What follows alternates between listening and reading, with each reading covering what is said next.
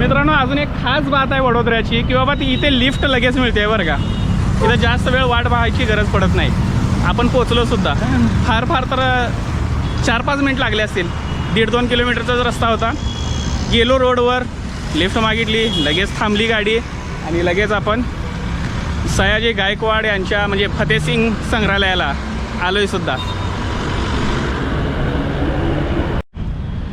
Gate number 3मधून जेव्हा तुम्ही आतमध्ये याल त्यावेळेला सुद्धा तुम्हाला आतून भरपूर चालत जावं लागेल.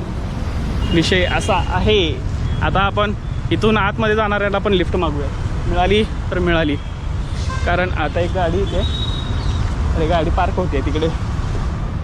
मला वाटलं इकडे येईल वाटलं होतं, तर तो पार्किंगला गेला आहे. चला जाऊयात थोडंसं.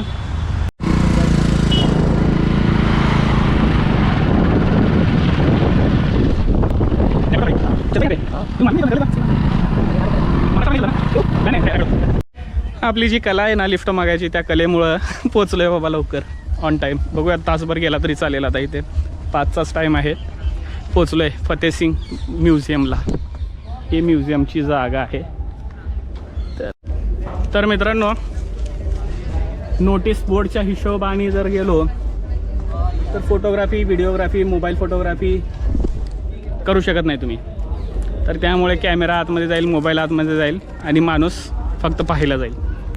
तर चला